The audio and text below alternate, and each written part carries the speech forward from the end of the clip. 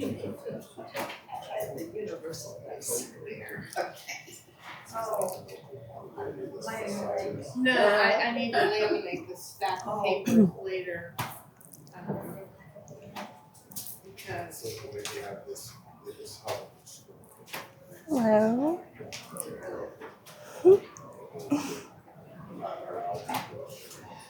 Okay. I think we're ready to go. So thank you all for being here today and having the interest to learn more about why gut health matters more than you think. And I would like to do a deep dive into just the fundamentals and foundations of gut health. My name is Elisa McDivitt, and I'm a family nurse practitioner. I have over 2 decades in healthcare experience, ranging from the intensive care unit, cardiology, emergency room, occupational health, DOT physicals, and pre-employment physicals. And about 6 years ago, the traditional medicine failed me, and that's kind of when I found functional medicine. I don't know if any of you have ever heard of functional medicine, but it's what I do now in my practice at Spark Vital Health. I get to the root cause of people's problems using a comprehensive approach. And so, okay, let's everybody take a deep breath and get ready to focus here. And also, I just want to address one other thing. Some of you signed up online, and so that was a funny thing. So my Eventbrite kind of got spammed with people buying tickets that weren't real people. And so I had to redo all that and just charge a small fee, but I will, the people, who signed in, I will refund your money through there after this is over. So, all right, here we go. Have you ever had that gut feeling like on your first date or, that first impression? And it's interesting. Why do we say like gut feeling and not like, oh, I've had a brain feeling? But very much so, the gut and the brain are connected. It's just a highway, bidirectional, that sends signals back and forth. And moving on to starting with the mouth. So this, is more than just about digestion. The teeth, there's more to it than that. I'm actually going to move forward here. So it actually starts higher up than the mouth. So when you're smelling your food, cooking your food, that's kind of when like the brain is sending out signals to turn on the stomach, the pancreas. And of course, it's more about like even our immune health. And, And then the vagus nerve is very important in that. So it can control, starting at the brainstem, the medulla oblongata, it controls our breathing and our heart rate and our digestion. And so a lot of times you've heard people are stuck in fight or flight and they can't get into that rest and digest mode. So, sorry, I'm missing a slide here. So the mouth is a microbial organ. There are different bacteria in the mouth that help digest and also regulate vascular tone, and it's a key player in cardiovascular health. And for instance, there was a study by Baskos and al. That if you were to use, for instance, the chlorhexidine antiseptic mouthwash for 7 days, the study revealed that 94% of the bacteria in the mouth was killed. And so what happens there is it's killing the good bacteria that actually are needed to transform the nitrites from our food into the nitric oxide pathway, which helps reduce our blood pressure. We have 2 pathways in our body. One is the endogenous that helps decrease our blood pressure, which relaxes and dilates our blood vessels, which that also, kind of diminishes as we age. If we're moving around less, then it's getting less triggered to do the job it needs to do. And then also the other one, which we rely heavily on, is eating the right foods to be able to do that for our health. And the big picture, why the gut is foundational. Well, it serves to protect us. Did you know that over 70% of our immune system lies in our gut? And it's called the gastric-associated or lymphoid tissue. And it provides metabolic activity, regulating our metabolic health and developing the immune system and activity.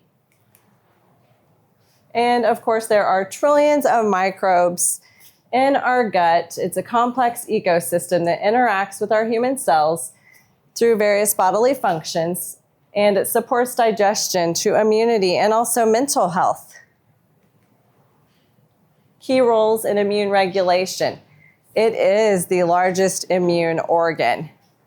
It maintains our epithelial barrier, educating and regulating systemic immunity, our microbiome, and producing secretory IgA, which is an immunoglobulin antibody that covers us starting at the nose, going through our intestinal lining, that keeps us healthy and keeps pathogens out. And balancing tolerance with defense. So this is a good slide that looks at our gut's built-in defense team. And so we have our physical barriers, our skin, that keeps unwanted pathogens out. Then you have your intestinal lining that keeps everything going where it should. That is, if it is intact and the integrity is held up. And then you have the mucus lining in the lungs as well. And stomach acid is very important because, there's a lot of us out there who are put on a stomach acid inhibitor, such as a proton pump inhibitor like Prilosec, for instance, or Pepcid. And that's actually stopping our stomach acid, which is unnatural. And when that happens over time, if you are on that for any length of time, then that can promote overgrowth of bacteria. And it stops our body from being able to do what it needs to do. And then also when we're shedding tears, that is also another defense mechanism to maintain homeostasis. You have your innate response of inflammatory cells, such as mast cells, like when you're having an allergic reaction, neutrophils, macrophages, and natural killer cells. So what happens when the gut becomes out of balance? Does anyone know much about that? So let's talk about it. Dysbiosis means the gut being out of balance. You could have the low keystone bacteria and not enough of the good bacteria, or you could even have too much good bacteria or some bad bacteria in there. And the consequences of that are poor digestion, inflammation, blood sugar swings, mood instability, and sleep issues. If you have overgrowth of bacteria in your system, it could be releasing these histamines, which could keep you up at night. And I do see that bloating is a common occurrence. And why does that happen? Carbohydrates are getting to the colon, they're fermenting and producing gas. And causes here, the gut is out of balance, or you have small intestinal bacterial overgrowth. Slow motility, which makes me want to bring up a point about GLP-1s, the weight loss drug that people are put on. It slows the motility and the natural peristalsis of our gut, which is unnatural, and that could be occurring as a side effect in people who are taking those medications. Fast eater can cause you to, of course, bloat because you're just swallowing a lot of air. So it's important to, take some deep breaths, as I will talk about when you sit down before you start eating, to engage the parasympathetic system, which is our rest and digest mode. And hypochlorhydria, which is low stomach acid, which we've talked about, and also low pancreatic enzymes can be a cause of bloating, because if we are not secreting enough enzymes for whatever reason, then we're not going to be able to break down our food. And this is a little something we need to know before moving forward. So this is the Bristol stool chart, which I use in my office. So 3 and 4, those are the normal bowel movements. And 1, of course, is severe constipation. 7 is watery diarrhea. So here's a study by Zhu and al. A random double-blind study revealed Bacillus coagulans, which is a probiotic. It did increase the Bristol chart, so people were passing their bowel movements easier, not constipated, and it did increase the gastrointestinal quality of life index. And here is by Madampati and al. Another research double-blind research trial. It did significantly increase in spontaneous bowel movements when taking the Bacillus coagulans, reduction in symptoms of incomplete evacuation and pain, and relief of abdominal discomfort compared to a placebo when taking the probiotic. And this actually is a fiber. It's called partially hydrolyzed guar gum. And I do find that in my practice that this is more gentler on the stomach versus, like, say, psyllium, husk. If you already have a problem with bloating or you've got small intestinal bacterial overgrowth, this is something that can be, added in to your diet, starting very low and going slow. It does say, through this research study, it revealed that bowel regularity was happening with decreased use of laxatives, and it may also benefit children with autism. Now, I would take this with a grain of salt, because this study, of course, the people who were affiliated with the study were selling the PHGG, but, PHGG does support the keystone bacteria, and which in turn will improve mood and bowel habits. So I do agree that it can do that. I have seen it.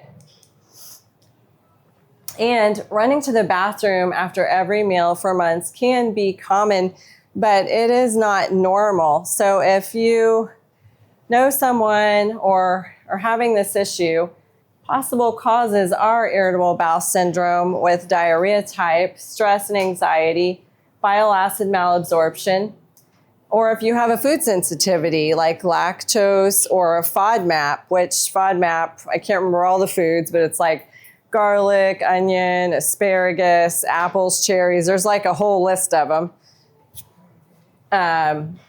Or if you're celiac, like if you have a gluten intolerance, or microscopic colitis. And I do want to talk more about this. If you have thought, well, you might have a food sensitivity, you could try eliminating, say, one food group, whether it be like wheat, the gluten, and you would want to do this for at least no less than 21 days. But I would recommend a couple months just to see if you have any changes in your symptoms. And the thing is, with that, I've talked to people that are like, well, I don't eat that much of it, and it's like, it doesn't matter. The guards in your immune system, in your gut, they don't care how big or small you are. If they see any of them and they don't, and they're like, alert, they're going to alert the whole, inflammatory response system. So you have to go big or stay home. It's like 100%. And so interventions to consider with diarrhea, like we discussed, gradual fiber intake. And you really have to go slow. And because I recommend the PHGG, because even sometimes your body is not ready to eat food, just like if it's a FODMAP or certain vegetables. If you don't have the right bacteria in your gut, and then you're trying to put these kimchi and fermented foods and everything into your system, then you may have more bloating. And that's why it's best to, this PhDG has been known to be very gentle and accepting. So gradual fiber, dairy elimination trial, if you think you might be lactose intolerant or you have a problem with the dairy protein, low FODMAP, stress management. And I do want to talk more about the stress management side of it, because there again, we go back to the vagus nerve, which controls pretty much everything, right? You're either in fight or flight or you're in the rest mode. And so it's going to control your breathing and your heart rate. And so I think of it as if you've had any childhood traumas, you could be stuck in the fight or flight mode, and then you have gut issues, and those are not going to heal until you address the mental health side of it. Or let's just say you're an athlete and you got a concussion or you were in a car accident. I mean, the vagus nerve is running from the brainstem and does kind of come around here in the neck. So if you've had like a neck injury, like you very well could have some type of, autonomic nervous system dysfunction that needs to be corrected. And, there's probiotics that we could do for diarrhea or evaluating bile acid issues. And then we're going back here again to this sun fiber. So that's the intervention for the diarrhea that I would recommend. Okay, so let's talk more about the intestinal barrier and the integrity of the intestinal lining. So this is when you've probably heard of leaky gut, but you have what a normal gut looks like. You can see these little junctions, tight junctions, nothing's getting through there. And then you have an imbalance in your gut, maybe more bad bacteria in there, toxins, you're eating some gluten, and it's breaking down the integrity here. Over here, you see it's loose, and these toxins are getting into the bloodstream or gluten. And this can lead to autoimmunity. If you're eating gluten, I'm sure you've heard of Hashimoto's thyroiditis. And so if you keep repetitively eating something, or you're taking an antibiotic over and over again, alcohol, even high intensity exercise can cause a leaky gut. A leaky gut can be a few hours to several days. But that's what that looks like. And recognizing the signs, you may be like, well, I don't have any gut health issues. And some people, they don't. It could be other things expressed through your skin or your joints. Symptoms extend beyond digestion. Besides bloating, you could have brain fog or feeling really fatigued. Your skin's flaring up with acne or eczema or psoriasis. And you have mood changes that are reflective that there is a gut health issue going on, but you're not having any bloating or diarrhea. Your bowel habits look normal. So causes of leaky gut, I kind of mentioned some of those things. Highly processed foods, where you're eating boxed, foods and not whole foods. Chronic stress, antibiotics, alcohol, infections, lack of sleep. I forgot to mention smoking is a big one. I also wanted to touch on something. Now it's lost me. I'll come back to that. The gut's connection. Let's talk about the connection to mood, energy, and skin. One of my favorites, serotonin, so referred to as the feel-good neurotransmitter, is primarily produced in the gut. 90% of it is synthesized within the intestinal tract. And this is significantly influenced on mental health. It plays a crucial role on our mood and well-being. And the importance of GABA from the gut. This is very important neurotransmitter. And it puts the brakes on the excitement it helps calm us. And the cofactors for this, B6, it's the key nutrient that allows the brain and even certain gut bacteria to convert the glutamate to GABA. So if you're not eating the right foods, then, this could be an issue. Or if your body is not able to absorb the micronutrients and you've got a digestive issue. And if we are not digesting, we can't move forward to anything else. Okay, let me see here. So red flags are when the keystone species are low, increasing in anxiety, sleep disturbance, irritability, intolerance to stress, and racing thoughts. That's when you should consider testing, like a gut health test. And dopamine, our favorite, right? It's like rapid reward. And like if you guys are on Facebook and you got all those likes on your post, this is influenced by gut health. The presence of specific gut bacteria can enhance dopamine production, impacting our energy levels and overall motivation. Let's change gears. Let's talk about the skin-gut connection. We did a little bit already. And so like I said, the gut and the brain, they have their connection, but also when our gut is out of balance, that is when it can be expressed through our skin. And so this is a good explanation. Our gut is a second brain and network of neurons, crucial role in overall well-being. And the vagus nerve serves as a communication pathway between the gut and the brain, not influencing only digestion, but our emotional health. And digestive issues can contribute to a cycle of poor health. So managing stress and managing our gut health is overall the most important that you can do for yourself. So I wanted to kind of talk about some real life cases. And so I have here a 40-year-old male who presented with over 15 years of congestion, bloating, overweight, irritability, joint pains, and sleep issues.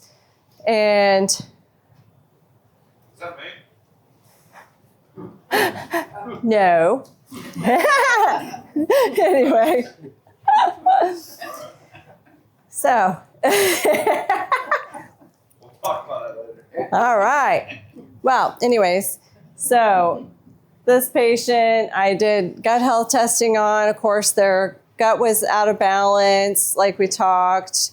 They had a leaky gut, and they also had a family history of ovarian cancer. So you're like, well, this is a male, but their grandma and their mother both had ovarian cancer. They were overweight. So then my concern was, their estrogen might be high. We need to be looking at all these things, making sure they're metabolizing in a healthy way. And so the gut health test, like I said, revealed all of that. Then we started adding in some like antimicrobials with biocidin, bovine immune globulin to kind of help with their immune health, and then doing the gut repair. I, in my practice, do the 5R protocol, which I'll talk about later. But we removed gluten because they also did a wheat test, which showed they had elevated antibodies.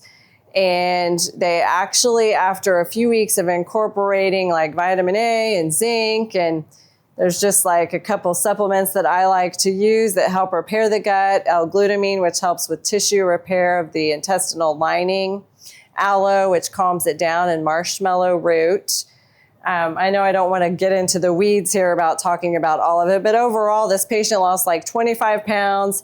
They were able to breathe out of their nose better. They were sleeping well. Their joint pains went away, which with a leaky gut, as I mentioned, the gluten that they were ingesting was probably, their body was starting to hit their joints with inflammation.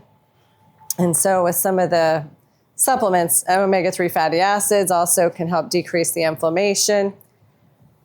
And they're doing well.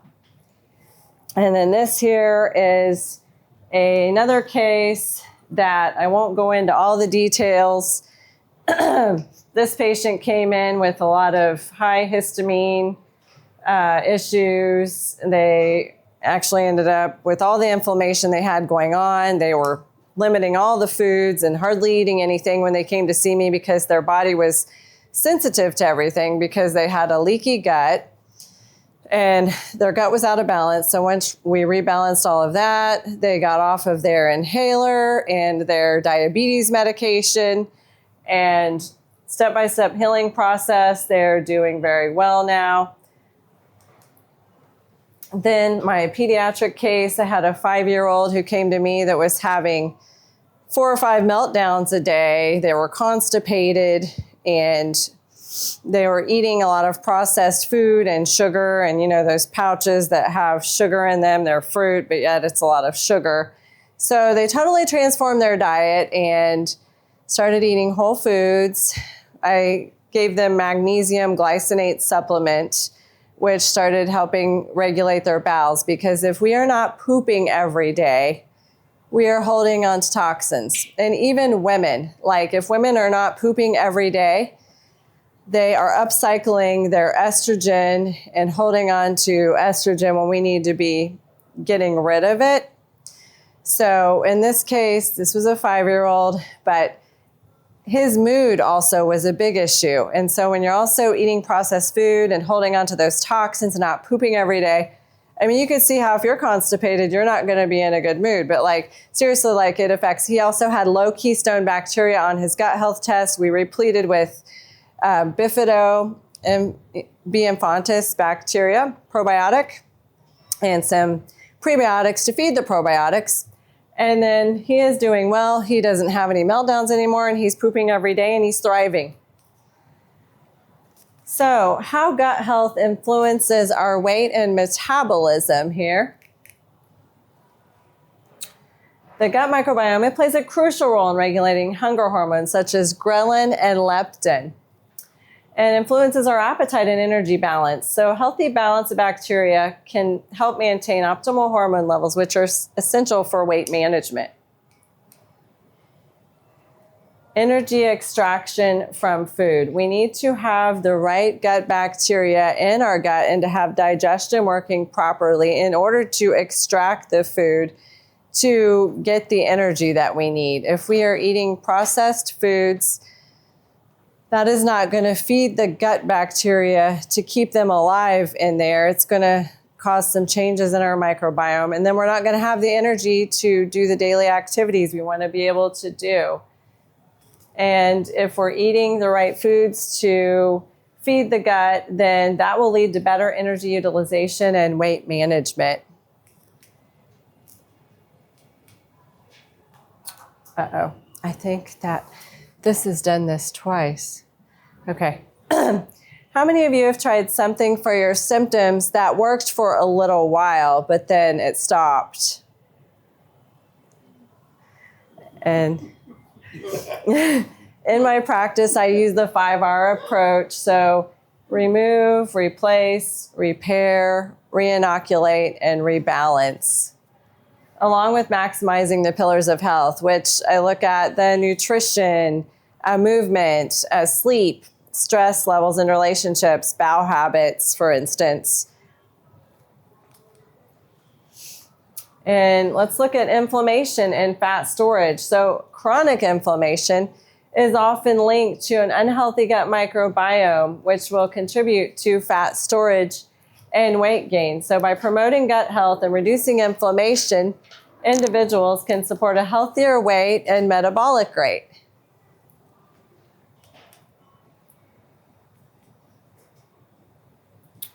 So everyday habits that I feel are non-negotiable to support your overall health. Sleep is the very top of the list. You need to get at least 7 to 9 hours of rest. And when you wake up, you need to feel rested. If you're waking up not feeling rested, you need to ask yourself, why am I not feeling rested? And when you go to sleep, before 11 is great. That melatonin starts secreting around 9. Low lighting is very important because the blue lights from the computer, the TV, our lights are just unnatural for us. I know it's hard. Some people like to read in the evening and they want that light. Maybe try a red light or something different, or put some blue blocker glasses on. And then your growth hormone is secreted also in the night when you're sleeping. And so if you are not getting adequate sleep, you're not going to be able to get that growth and repair in your intestine. Integrity there of the intestine is also a tissue that needs repaired. And so if you're not getting sleep, you can get a leaky gut. And reducing stress for a healthier gut. So I don't know how many of you have racing thoughts at night, or you're just busy and you're thinking all these things that you did during the day, or you forgot something, or you're thinking about your next day and what you got to do. And so what I recommend is doing a mind dump. Just like have a journal next to your bed and write down everything that's coming to your mind, and then put it aside, and hopefully that'll make you sleep better. Or the other thing is, if you have normal working kidneys, you can take an Epsom salt bath. Find that ritual every evening, turn the lights down a couple hours before bed, because actually your day starts the night before you go to sleep. It's, getting the body ready for the next day and making sure that it's conducive to sleep, like turning down the temperature, making sure it's not too hot. And whatever you have to do to put yourself to sleep, whether it's read a book or maybe you're just going 100 miles an hour and that's all it takes. And then once you sit down like me, you're like, all right, you're out in 2 seconds. But also moving your body is important. If you're not getting enough exercise, that could be keeping you up at night. So just making sure you're moving around, getting in your 10,000 steps for the day, or whatever it is that you do, like lifting weights is very important for bone health and muscle tissue. Hydration, at least half to 1 ounce of water per pound of body weight a day. I know it's hard to make sure we're getting in enough water because the body cannot completely do its, normal detox. Like our bodies are normally programmed to detox themselves. So if we're not drinking enough water, it's kind of like running your car around without enough oil in it and expecting it to be able to do what it needs to do to get you from point A to point B. And just whole foods for gut nourishment. I recommend, I don't eat a lot of grains, but I would recommend just wild caught fish, making sure it's wild caught, like salmon 2 to 3 times a week, to get that ratio of our omega-3 fatty acids up. Because I think Americans, we do eat a lot of seed oils, omega-6s, and not even realize that we're eating them. Like peanut butter, for instance, is omega-6, corn. And so the ratio is usually 25 to 1. It really needs to be more like 4 to 1. And pasture-raised chicken, grass-fed beef. I do think that beef gets a bad rap, but I think that if we're eating it and it's not been processed, there's no preservatives in it, and we are getting it from a local farm, knowing where you're getting your food from, going to the local farmer's market, eating the rainbow, eating leafy greens, complex carbs. We need to feed our gut the things to make our body be optimized for health. And fiber is essential. I know there's those carnivore diets out there, and I'm not knocking on meat. I do like meat, but our bodies were made to have some fiber, such as legumes, whole grains, fruits, and healthy fats like cold pressed virgin olive oil to drizzle on your food. Avocados, nuts are always heart healthy. And yeah, I love walnuts, chia seed, flax seed. Minimize ultra-processed foods, which I think that we have pretty much talked about that today. Just anything that is grown out of your garden. Herbs are so important for our health. Nervous system support, just like deep breathing. So before we sit down to eat, we're taking some deep breaths. We're breathing in for 4 seconds. We're holding our breath for 4 seconds, and then we're breathing out for 4 seconds. And when we hold our breath, that's kind of resetting our parasympathetic system, engaging that, kind of putting the brakes on it and slowing things down. And then also when we eat. So this is very interesting. I was listening to a podcast the other day, and they were talking about how our jaws have become smaller. And because over time, we were chewing our food over 5 hours a day, and now we're only chewing a couple minutes a day because the food is so processed. And so now there's no place for our tongue to be in our mouth anymore. We're having all these, problems. And just making sure you're getting enough sunlight. Get out and forest bathe. Have you heard that decreases your blood pressure? Go out and walk barefoot. Ground in the earth, or get a grounding mat, or even the grounding sheets to kind of reconnect. And eat mindfully, like be in the present moment when you are eating. Chew your food thoroughly until it liquefies. Put your fork down and take a few minutes. Talk to whoever you're talking with. Make it a social event. I know that with my family, I try to sit down. Every evening is very important, and we sit and try to talk about our day. And so when personalized testing makes sense. So in my office, it just depends on what the person's goals are, like why they're coming to me. It could be anything, but I use a comprehensive approach, and not everyone, every person's unique. So each person is going to have a different personalized treatment plan based on what their needs are. And that could be just working on the foundations of their health. I look at from the time you were in your mother's womb until the present, when you didn't feel well last. I look at what did you have that changed in your life? Did you have any mental traumas or physical traumas that happened? And what you've tried, what's worked and what hasn't worked. And then, of course, the foundations or pillars of health, which is the sleep, the nutrition, the movement, the stress levels, the bowel habits, and maybe that's a starting point there too. I also love the continuous glucose monitoring system. Those are amazing eye openers because you might think, oh, I'm eating healthy. I don't know what's going wrong. What's going on with me? Maybe it's a food sensitivity that's causing some type of inflammation. Or maybe, because people could be having food sensitivities that could be causing their sugar to spike. And me and you, we may eat the same food and have a very different reaction with our blood sugars. Also, your mood. What kind of mood are you in when you're seeing that blood sugar spike? Did you just get into an argument with someone?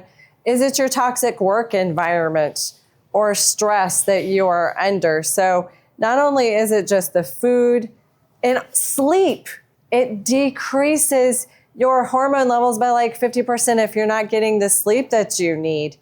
So sleep is very important, and it can cause insulin resistance if you're not getting the sleep. If you snore at night and you might have sleep apnea, that can cause structural effects to your heart and causes you to, deplete oxygen from your organs at night because your oxygen will dip if you're not breathing and you stop breathing multiple times.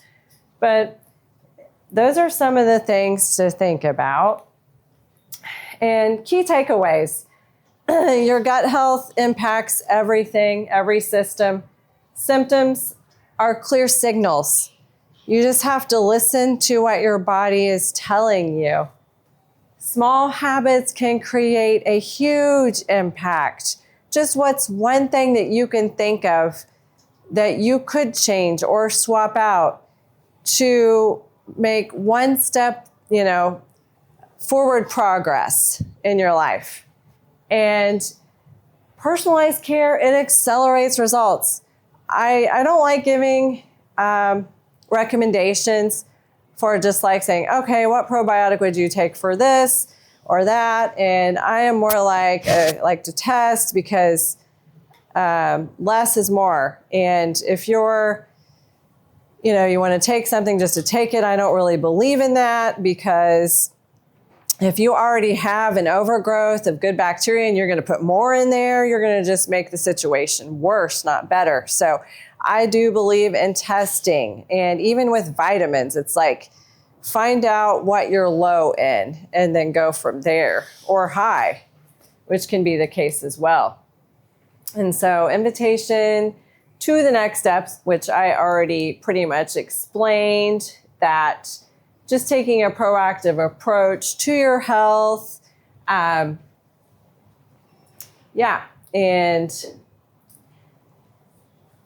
that's there if anybody wants to scan that. Do you have something? They can scan that to go to your website, Okay. and then on the next page is your ebook. Yeah. Is that on your business card too? You know what? The business card, I just had an open house recently, and that goes to immune boosting recipes for right now. My last one did, so that was a special card that was made. But yeah. And did everybody have a chance to get it?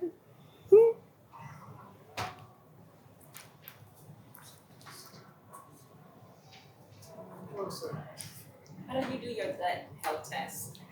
Okay, so my favorites are Tiny Health and Vibrant Wellness. I love Tiny Health. So basically I order it and a link comes to you through your email or text, email I believe it is. And then you just pay for it on there and they send it to you to your home. And then it's just a little teeny tiny swab, and then you send it back, and it takes about 4 weeks. And then once I get the information, it's like 30 pages of information. So it looks at like your commensal, which is your good bacteria or bad bacteria, inflammatory markers, if there's any blood in the stool. It looks at like your liver and gallbladder health, pancreas enzymes, and I say bad bacteria pathogens. I think that's about everything. I'm trying to remember. Yeah. And this here is, so a free ebook that I created, just like non-negotiables that I feel we should try to be incorporating in our daily lives for optimal wellness.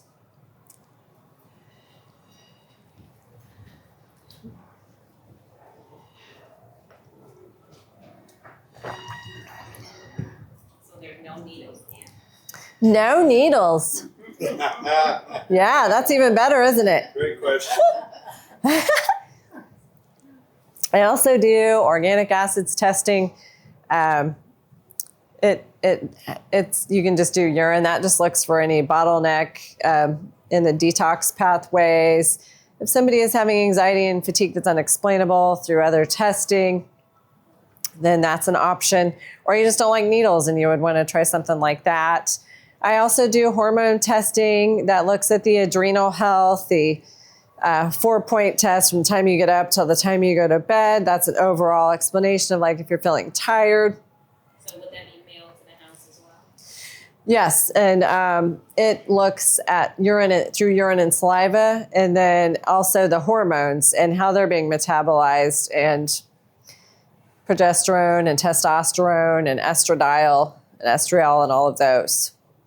And it has some neurotransmitters on there as well, yeah. And I think, this is it.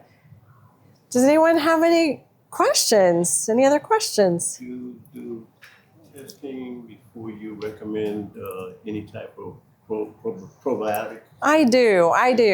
Yes. You'd rather do that than basically hear what someone tells you about what's going on. But you recommend Oh, well, specifically. I would listen to somebody. That's what I usually do first before anything else. I bring them in to my office. I have them, fill out the paperwork. And then we look at everything from the time they were in their mother's womb until they're present. And I look at the foundations of health to see if there's anything at all that maybe over the next few months that we could change or do to get, kind of get rid of those symptoms or make you feel better. But if you're already doing everything, kind of like I was saying, that everybody thinks they're already doing the right things and they're eating the right foods, but yet they're still having a problem. And then, you can just do that. Or if they're adamant, hey, I want this test. I am here and I'm being, paid, and I am, just like the expert guide. So I will do whatever, the patient wants, trying to meet, your goals to help you through it. But yes, I will give you, options. Yeah. Okay. Is there anything of your services that's covered through insurance? Traditional? So the basic and some of the advanced labs I've had covered, like, yes, LabCorp, Quest, and I use Avexia also for people that don't have insurance. It's, they use LabCorp, but like they give me a cash price. Like I ordered 17 labs. I think it was $300 and some for that if they don't have insurance. So but then the specialty testing, some of that could also possibly get paid for. It depends on what type of insurance you have. So like if you're wanting to look into food sensitivity testing, there's a company that I use, Infinite Allergy Labs, and they did give me stuff where people could submit their insurance to see if it's going to cover it. But then Tiny Health, I don't think that, you can get it. You might be able to, I guess it depends, but yes. And I am private pay, so I don't take insurance at my office. But even if you need the lab work done, all my patients have just been taking their insurance card to the lab, and then they bill your insurance. And the reason I don't take it, I think insurance is for sick care and trauma. It's good for that, but it just does not give me what I need to be able to optimize an individual's health. It kind of ties my hands with being able to really do a deep dive in what I think needs to be done to optimize someone's health. So, Exactly. yes. Agree with you on that. Thank you. With the FODMAP plan, is there a place to get recipes or? Well, I'm thinking that I have a list of things of what not to take, or for the low FODMAP. And then the elimination, I get kind of confused because I probably eliminate too much and then I start putting stuff back. Okay. I just need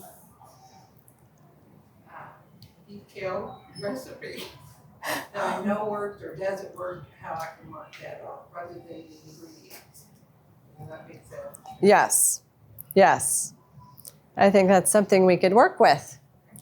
I was gonna say, if you happen to follow along on social media, Spark Vital Health, we can get that added to our resources tab on our website.